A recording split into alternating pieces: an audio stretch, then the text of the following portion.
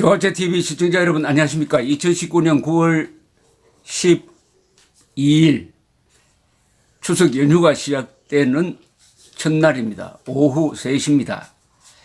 지금 조국 게이트는 완전히 새로운 국면을 맞고 있습니다.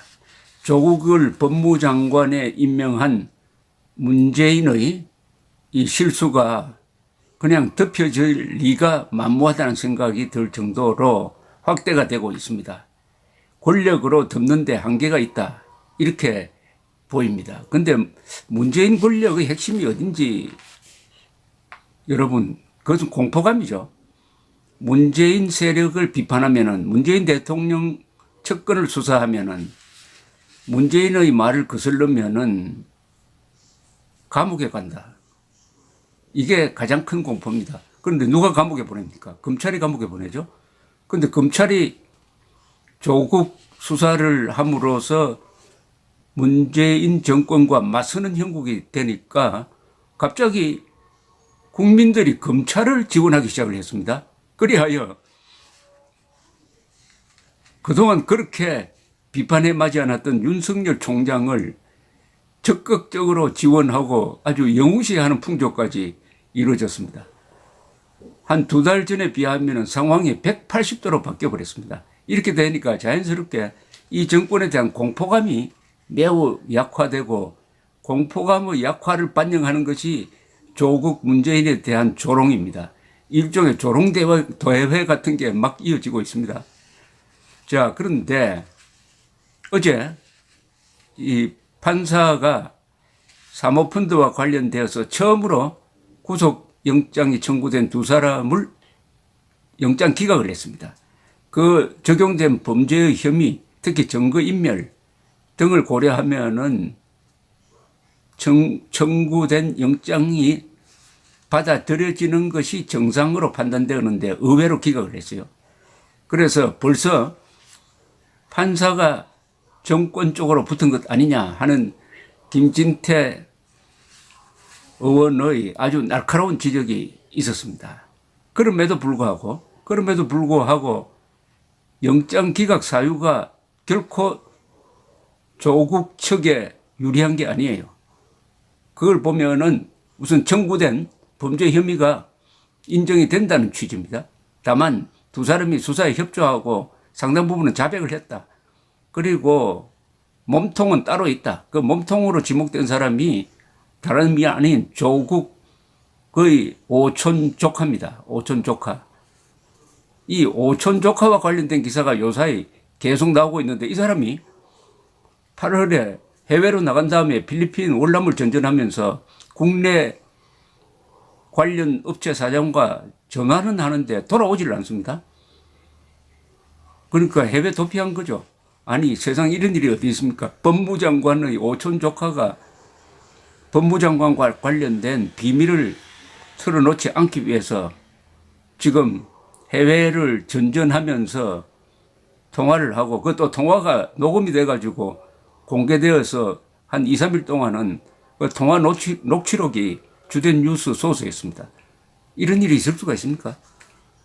그러니까 조국 씨는 수사 대상자입니다. 수사 대상자가 법무장관에 임명된 것은 그 자체가 문재인의 채용 비리입니다.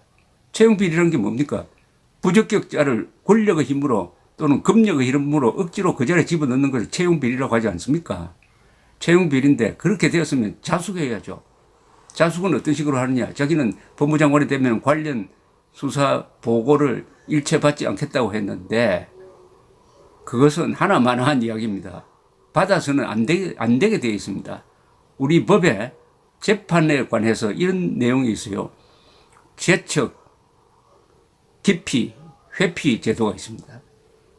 그 재판을 하는 재판관이 그 재판과 관련해가지고 피고인과의 관계라든지 여러 가지 관계로서 이해 당사자다, 이러면은 재척 사유가 됩니다. 재척 사유는 이미 이런 경우에 재판을 맡아서는 안 된다는 그 규정이 자세하게 적혀 있습니다. 거기에 해당되면은 그건 자동적으로 재판을 맡을 수가 없습니다. 그 다음에 기피.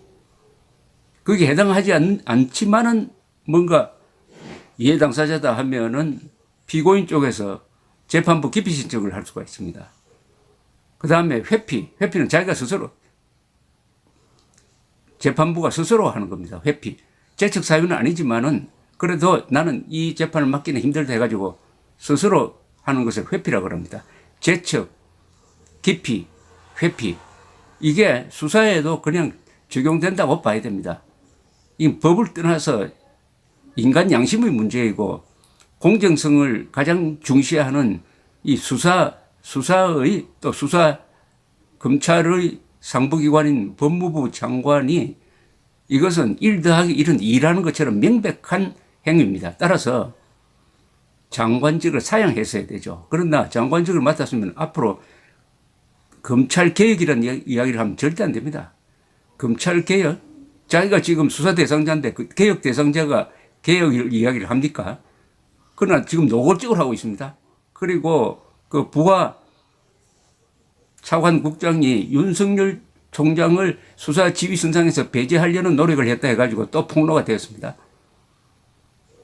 이거는 직권남용인데 물론 차관이나 국장이 그런 직권을 가지고 있지 않을 경우에는 직권남용으로 걸기는 힘드는데 우리가 통상적인 말로 권력을 이용해가지고 사법방해를 하고 있을 때 우리가 직권남용이라고 하는데 이 경우에 누가 그런 부탁을 하도록 시켰느냐 하면은 그 시킨 사람이 이제 직권남용이 될 가능성이 있습니다만은 어쨌든 지금 뒤로 빠져줘야 될 사람은 조국입니다.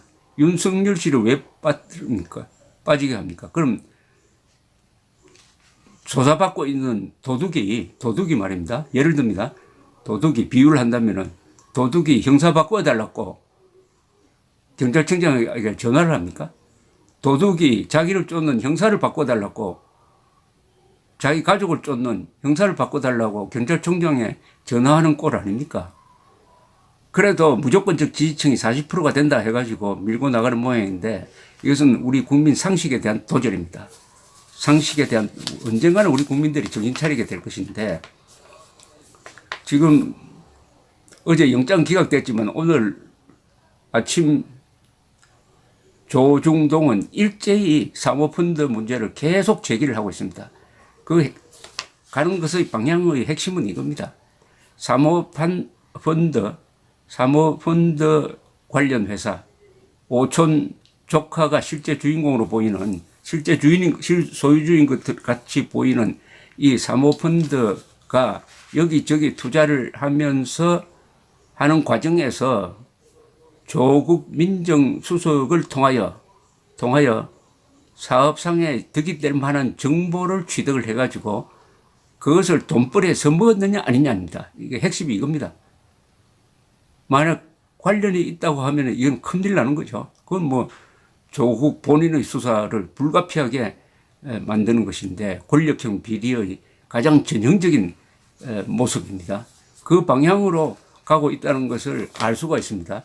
오늘 이 보도를 보면은 그러니까 이런 사건을 이해하는데 하나의 뭡니까? 가장 중요한 관점이 하나 있습니다. 이런 사건은 당사자가 뭘 감추려고 하느냐, 뭘 감추려고 끈질기게 노력하느냐 하는 걸 보면 됩니다. 감추려고 하는데 거기에 귀중한 게 있습니다. 감추려고 하는데 거기에 뭔가가 있어요. 그러면은 조국 씨는 뭘 감추려고 했습니까? 두 차례의 하나는 간담회고 하나는 청문회에서 여러분들 보셨죠. 뭘 감추려고 했습니까? 근데 그 감추려고 했던 게 그 뒤에 언론 취재나 검찰 조사로 다 거짓말인 것으로 밝혀진 것이 얼마나 많습니까? 그런데도 많은 사람들이 저 말은 사실이겠다라고 생각한 부분이 하나 있었어요. 지난 2일 자기가 자청한 국회에서 열렸던 기자간담회에서 뭐라고 이야기했느냐. 본 펀드의 방침상 투자 대상입니다. 투자 대상에 대하여 알려드릴 수 없다고 되어 있고 상세한 내용에도 어디에 투자했는지 자체가 적혀 있지 않습니다. 이런 이야기를 했어요. 블라인드 펀드라는 문구가 적힌 사모펀드의 운용 보고서를 보여주며 이렇게 말하니까 많은 사람들은 그렇게 법이 그렇게 되어 있다면은 모르겠구나. 조국은 사모펀드에 대해서 아는 게 하나도 없겠구나. 이렇게 믿었는데 그것을 깨는 기사가 오늘 언론을 듣고 있습니다. 이런 내용이죠. 동아일보입니다. 조국은 당시 일가가 투자한 사모펀드의 실소유주가 오촌 조카인 조범동이라는 의혹에 대한 해명을 요구받자 펀드 운용 보고서를 꺼내 보이며 펀드 방침상 투자 대상에 대해 알려드릴 수 없다면서 해당 내용을 공개할 경우 개인정보법 위반이다. 이렇게 이야기를 했습니다. 그런데 동아일보는 오늘 방패 역할을 했던 그 보고서가 국회 인사청문회를 앞두고 급조되었다. 내용도 허위로 작성된 정황이 검찰에 포착되면서 보고서 작성 배경과 목적을 규명하는 검찰의 수사가 불가피해졌다고 말했습니다. 그러니까 여기 있는 이 내용 때문에 알지도 못했고 말할 수도 없다라고 한 그 방패가 사실은 이번 청문회를 위해서 급조되었다. 급조되었다는 말 속에 날조되었다는 말이 포함되는 이야기입니다. 동아일보에 따르면은 조 장관이 꺼내가지고 보이는 그 보고서는 6월에 작성된 것으로 표기되어 있었지만은 실제로는 지난달 청문회를 앞두고 작성되었으며 한 차례 운용 보고서를 만들었다가 블라인드 펀드라 투자 내용을 알려줄 수 없다는 내용을 추가해서 만들었다. 그러니까 6월에 만든 게 아니라 청문회 직전에 급조했다는 이야기입니다. 이에 따라 검찰은 당시 조 후보자 측이 검찰 수사와 청문회를 앞두고 펀드에 관여하지 않았다는 일종의 알리바이를 마련하기 위하여 보고서를 꾸며낸 게 아닌지 의심하고 있다고 합니다. 자, 그 내용 그 정도로 하고 문제는 이 사람 이 오촌 조카는 지금 필리핀 그리고 월남, 필리핀에 있다가 월남에 지금 가 있다고 합니다. 조선일보가 또 추가로 폭로를 했어요. 이 오촌 조카가 이제는 주인공입니다. 이름이 조범동 36살인데 지난달 23일 조국 펀드의 사실상 실소유주로 지금 지목되고 있는 것이 조범동 씨입니다. 이른바 조국 펀드가 인수한 업체 사장에게 전화를 걸어가지고 이렇게 이야기를 했다는 겁니다. 녹취록을 조선일보가 입수를 했습니다. 조국 후보자는 조국 펀드의 돈이 어디에 쓰였는지 모르기 때문에 답변할 수 없다고 청문회에서 이야기하게 될 것이다. 이렇게 예언을 하더랍니다. 그러니까 청문회 또는 기자간담회에서 조국 씨가 나오면 이런 내용으로 이야기를 할 것이다. 는 이야기를 국내의 최모 대표한테 이야기한 걸 또 녹음을 해가지고 녹취록을 만들었는데 이 녹취록이 지금 야당에 입수돼가지고 야당을 통해서 언론에 지금 흘러나오고 있습니다. 조범동 씨는 조국의 부인과 자녀가 10억 5천만 원을 투자한 조국 펀드를 실제 운영한 사람으로 이번 사건에서 주역으로 지목되고 있는 인물인데 최모 웰스 CNT 대표와 나눈 전화통화 녹취록을 입수했다고 합니다. 그런데 이 웰스 CNT는 조국 펀드가 2017년 8월에 인수한 가로등 자동 전멸기 제조업체입니다. 그때 조국 씨는 민정수석이었어요. 이 조범동 씨는 통화에서 조 후보자가 인사청문회에서 이야기할 것은 조국 펀드의 돈을 어디에 썼는지를 보고받는 자체가 자본시장법 위반이다. 그래서 사실관계는 우리도 모른다. 답변할 수도 없다. 이렇게 이야기할 것이라고 했는데 정확하게 그렇게 이야기를 했습니다.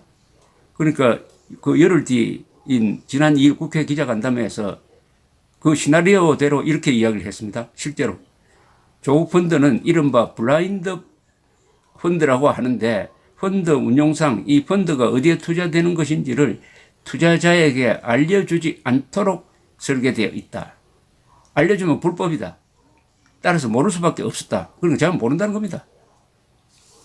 그런데 지금 언론 돌아가는 모습을 보면은 부인이 다 보고를 받았다. 그럼 부인이 조국에게 이야기를 했느냐 안 했느냐 그것은 검찰 수사로 확인하게 할 수 있겠지만 몰랐겠습니까? 모를 수가 있습니까? 자, 조범동 씨는 또 녹취록에서 이렇게 이야기합니다. 조 장관은 청문회에서 자, 이것 보십시오 해가지고 펀드가 투자한 해당 회사의 정보를 알 수도 없고 그 회사가 자금을 어디에 투자했다든지 대여를 했다든지 제가 간섭할 바도 아니고 알아서도 안 된다. 이렇게 말하고 끝낼 것이다. 라고 국내의 최 대표에게 이야기를 했는데 실제로 조국은 기자간담회에서 그런 식으로 이야기를 했습니다. 즉 조국펀드를 운용했던 코링크 PE에서 받았다는 투자 운용 현황 보고서를 공개를 하면서 보고서에는 본 펀드의 방침상 투자 대상에 대해 알려드릴 수 없다. 상세한 내용에도 어디에 투자했는지 자체가 적혀 있지 않다. 이렇게 이야기를 했다. 그러니까 조범동 그리고 국내의 정경심, 이 조국의 부인이죠. 부인 조국 사이에 긴밀한 사전 시나리오 짜기가 이루어지고 있었다 하는 것을 뒷받침하는 것인데 이런 문제에 추궁하면 조국은 늘 했듯이 난 모르겠다. 딸이 아는 것, 부인이 아는 것도 청문회장에서는 나와서 모르겠다고 합니다. 그러면 국회의원들이 아니 여기 나올 때 딸하고 부인한테 물어보지도 않고 나왔느냐라고 호통을 쳐도 그냥 모르겠다고 합니다. 그래서 이분의 별명이 조 또 몰라입니다. 조 떼고 또 몰라. 조 또 몰라가 되어 있습니다. 자, 이제 이 핵심은 조국 당시 민정수석으로부터 얻은 정보를 이 오촌 조카가 정보나 또는 그 영향력을 활용해가지고 사업상 이권을 얻었느냐 말았느냐는 거죠. 그런데 이 조카 조 씨는 웰스 CNT 최 대표와 나눈 국제전화 녹취록에서 이렇게 이야기합니다. 웰스 CNT가 IFM에 투자가 들어갔다고 하면은 배터리 육성 정책에 맞물려 들어간다. 그래서 내부 정보를 미리 알고 배터리 육성 정책에 투자한 거 아니냐.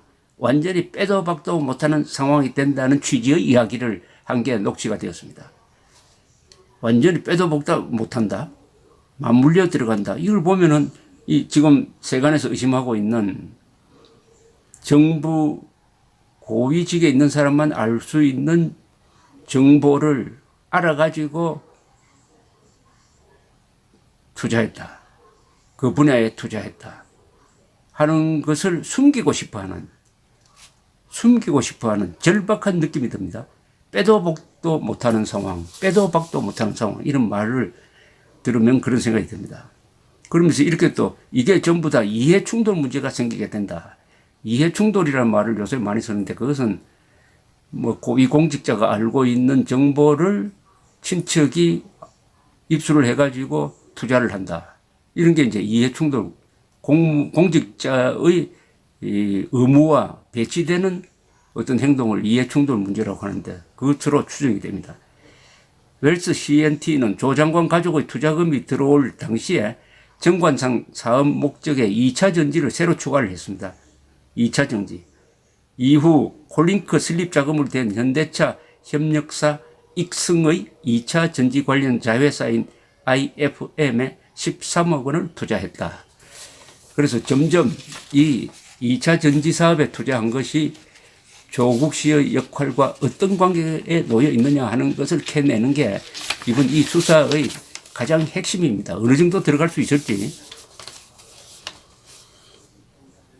이 조카 조 씨는 이 녹취록에서 또 이렇게 말한 것으로 오늘 조선일보가 전했습니다. IFM에 연결되기 시작하면은 콜링크 투자사인 WFM 콜링크가 다 난리가 난다. 배터리 육성 정책에 투자했다 하고 완벽하게 정황이 인정되는 픽스되는 상황이 오고 전부 다 이해 충돌 문제가 생긴다. 아주 이것만 보면은 이런 취지로 이야기했다니까 아주 패닉 상태. 그게 들통나면은 다 공별한다는 그런 이야기를 했답니다.